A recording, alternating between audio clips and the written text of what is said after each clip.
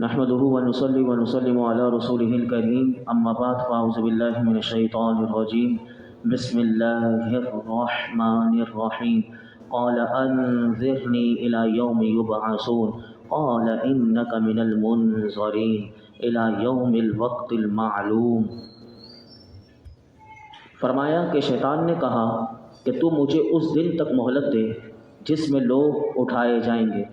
اللہ نے فرمایا تجھے مہلت ہے۔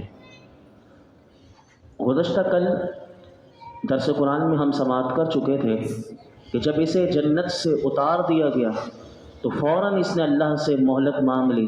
اللہ رب العالمین نے اس شیطان کو مہلت دے دی، اور مہلت کتنی دی؟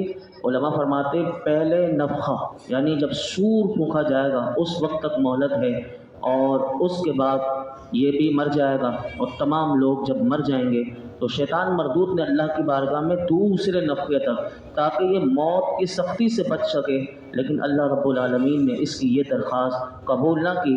فرمایا کہ جب تک پہلا سور پھونکا جائے گا اس وقت تک تجھے مہلت ہے، اور تو بھی ان کے ساتھ جب سب ہلاک ہوں گے تو تو بھی ہلاک ہوگا۔ پھر اس نے کیا کہا؟ گزشتہ کل میں نے آپ کو بتایا تھا کہ اللہ رب العالمین نے اس واقعے کو بیان کرنے کا مقصد یہ تھا کہ دوست کون ہوتا ہے اور دشمن کون ہوتا ہے، اس کو فرق دیکھیے۔ اب اس نے کیا کیا؟ اس نے اللہ کی بارگاہ میں کیا کہا؟ قال فبما اغویتنی لاقعدن لهم صراطک المستقیم۔ شیطان نے کہا مجھے اس کی قسم کہ تو نے مجھے گمراہ کیا، میں ضرور تیرے سیدھے راستے پر لوگوں کی طاق میں بیٹھوں گا۔ شیطان نے یہاں پر گمراہی کی نسبت اللہ رب العالمین کی طرف کی۔ اس میں شیطان نے خود کو مجبور محض مان کر، یہ ایک جبریہ فرقہ ہوتا ہے، یہ بھی یہی کہتا ہے کہ انسان مجبور محض ہے، جو کرتا ہے اس میں اس کا اپنا اختیار نہیں ہوتا۔ اور حالانکہ پیچھے میں آپ کو بتا چکا تھا کہ اللہ نے انسان کو مجبور محض نہیں بنایا، اسے عقل دی اور اسے اختیار دیا۔ اب اسے دونوں راستے بتا دیے، جنت کا راستہ بھی بتا دیا اور جہنم کا بھی راستہ بتا دیا، اور اس مردود نے اللہ کی بارگاہ میں بے ادبی کے طور پر کہا اور کہ مالک کہ تو نے مجھے گمراہ کیا۔ حالانکہ علماء فرماتے ہیں ہر شے اللہ رب العالمین کی قدرت و تخلیق سے ہوتی ہے، لیکن چونکہ بندے کے کسب و فعل کا بھی دخل ہوتا ہے، اس لیے حکم ہمارے لیے یہ ہے، عقیدہ یہ ہے کہ ہمیشہ برائی ہو جائے تو اسے اپنے نفس کی طرف منسوب کرے، اسے اللہ کی طرف منسوب نہیں کر سکتا، اور اگر کوئی بھلائی ہو، نیکی ہو تو اسے اللہ کی طرف منسوب کرے کہ اس کی طاقت سے، اس کی قوت سے اس نے مجھے طاقت دی اور توفیق دی تو میں نیکی کر سکا، ورنہ میں نیکی نہ کر سکا۔ اور یہاں سے پتہ چلا شیطان حضرت آدم علیہ السلام کا گستاخ ہوا تو اب وہ اللہ کا بھی گستاخ ہو گیا۔ تو علماء فرماتے ہیں اس سے یہ پتہ چلا کہ جو نبی کا گستاخ ہو تو پھر وہ اللہ کا بھی گستاخ بن جاتا ہے، تو اس لیے نہ نبی کی کوئی گستاخی کرے تو ورنہ وہ اس کے لیے بربادی ہے کہ پھر وہ شیطان کی طرح وہ اللہ کی بھی گستاخی کر سکتا ہے۔ اب شیطان نے کیا کہا؟ شیطان نے کہا میں ضرور تیرے سیدھے راستے پر لوگوں کی طاق میں بیٹھوں گا، یعنی باپ کا بدلہ اولاد سے لوں گا، بنی آدم کے دل میں وسوسے ڈالوں گا، انہیں باطل کی طرف مائل کروں گا، گناہوں کی طرف رغبت دلاؤں گا، اور تیری عبادت سے میں تیرے بندوں کو روکوں گا اور گمراہی پر ڈالوں گا۔ بعض کو میں کافر بناؤں گا، مشرک بناؤں گا، تاکہ میں اکیلا دوزخ میں نہ جاؤں، تاکہ پوری ایک جماعت لے کر وہ جہنم میں لے کر جاؤں۔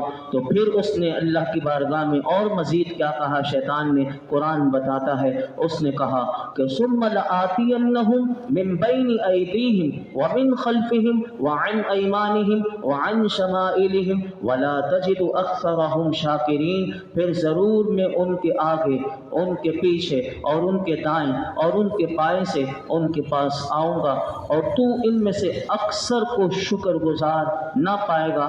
شیطان نے اپنے عزم کا اظہار کرتے ہوئے اللہ کی بارگاہ میں اور بے ادبی کرتے ہوئے وہ کہتا ہے کہ میں ضرور بنی آدم کے آگے سے بھی آؤں گا، پیچھے سے بھی آؤں گا، دائیں سے بھی آؤں گا، بائیں سے بھی، یعنی چاروں سمت سے انہیں گھیر لوں گا اور انہیں راہ راست سے روکوں گا، تاکہ وہ تیرے بتائے ہوئے راستے پر نہ چلیں اور تو ان میں سے اکثر کو شکر گزار نہ پائے گا۔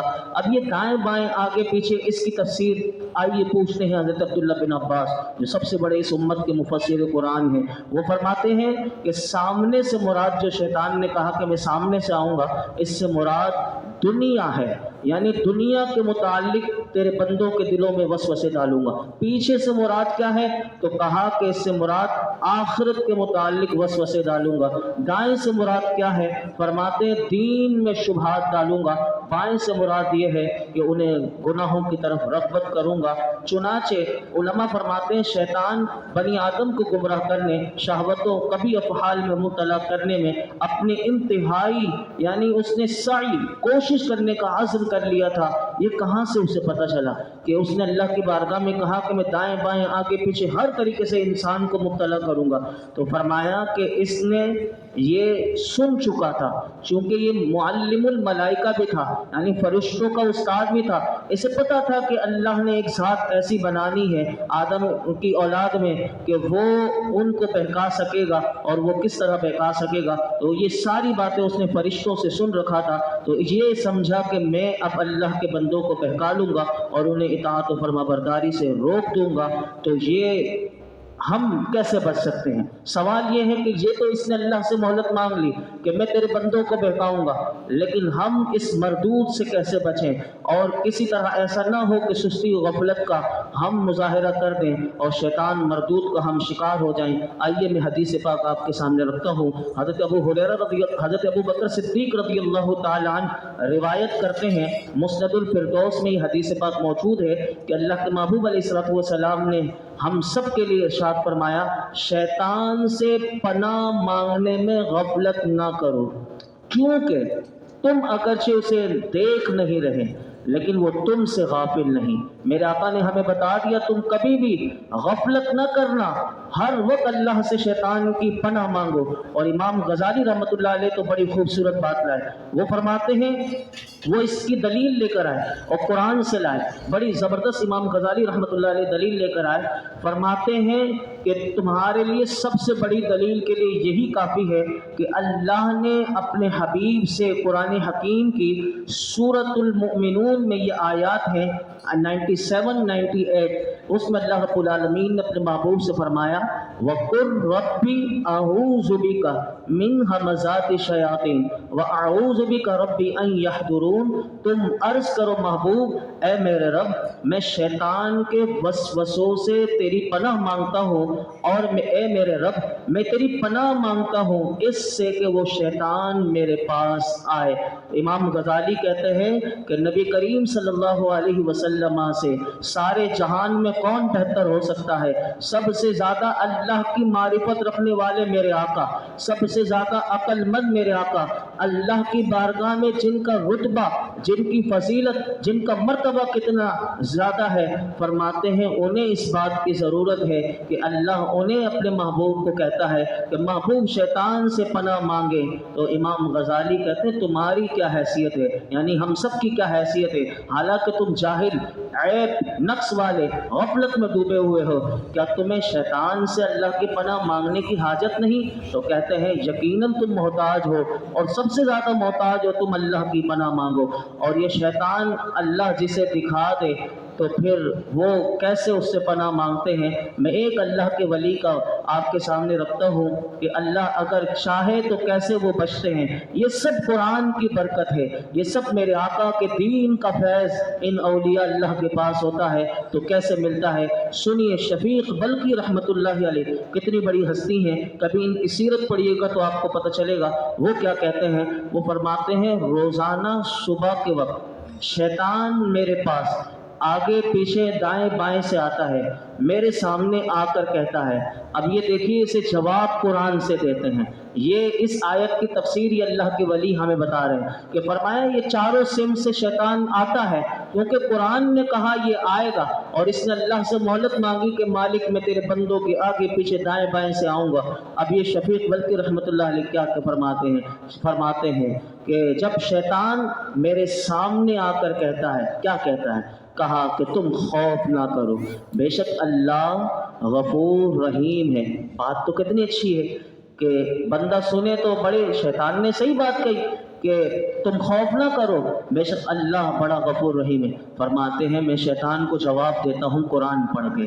کیا جواب دیتے ہیں؟ فرماتے ہیں جب وہ مجھے یہ کہتا ہے نا کہ خوف نہ کرو، میں شیطان کو کہتا ہوں وَإِنِّي لَغَفَّارٌ لِمَن تَابَ وَآمَنَ وَعَمِلَ صَالِحًا ثُمَّ اهْتَدَىٰ۔ فرماتے ہیں میں اسے کہتا ہوں بے شک قرآن میں یہ اس کا ترجمہ یہ ہے کہ بے شک میں اس آدمی کو بہت بخشنے والا ہوں جس نے توبہ کی اور ایمان لایا اور نیک عمل کیا پھر ہدایت پر رہا۔ یعنی اس سے مراد یہ ہے کہ شیطان کو یہ جواب دیتے ہیں اے مردود سن کہ اللہ بخشنے تو والا ہے، لیکن بخشے گا اسے کہ جس بخشنے کے لیے اس نے ہمیں ایک اصول دیا ہے کہ جو توبہ کرے، ایمان لائے، اعمال صالحہ کرے، تو لہٰذا میں عمل سے بے پرواہ نہیں ہو سکتا۔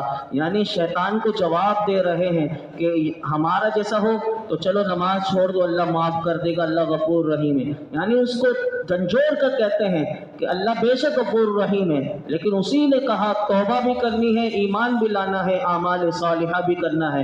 یہ اس کو جواب دیتے ہیں۔ کہتے ہیں پھر کیا ہوتا ہے؟ شیطان میرے پیچھے سے حملہ کرتا ہے اور مجھے کیا کہتا ہے؟ فرماتے ہیں مجھے یہ خوف دلاتا ہے کہ میری اولاد محتاج ہو جائے گی۔ اب یہ بھی خوف ہوتا ہے کہ رزق کے لیے بندہ ایسا بھاگتا ہے کہ نہیں کماؤں گا تو گھر والوں کو کیا کھلاؤں گا، میں خود محتاج ہو جاؤں گا۔ شیطان مجھے پیچھے سے یہ حملہ کرتا ہے۔ کہتے ہیں میں اسے پھر قرآن بتاتا ہوں اور قرآن کی یہ آیت اسے پڑھ کر سناتا ہوں وَمَا مِن دَابَّةٍ فِي الْأَرْضِ إِلَّا عَلَى اللَّهِ رِزْقُهَا۔ زمین پر چلنے والا کوئی جاندار ایسا نہیں جس کے رزق کا ذمہ اللہ کے ذمہ کرم پر نہ ہو، کہ جس کے رزق اللہ کے ذمہ کرم پر نہ ہو۔ مراد یہ ہے کہ تو مجھے رزق کی فکر سے پھر تو مجھے رزق کی فکر دے کر تو مجھے اللہ کے ذکر سے غافل کرنا چاہتا ہے، تو میں شیطان کو یہ کہتا ہوں میں اللہ کے ذکر سے غافل نہیں ہوں گا۔ رزق کا وعدہ تو اس نے مجھے کیا ہے۔ پھر شیطان میرے دائیں طرف سے آ کے حملہ کرتا ہے۔ پھر کیا کہتا ہے؟ اب وہ میری تعریف کرتا ہے۔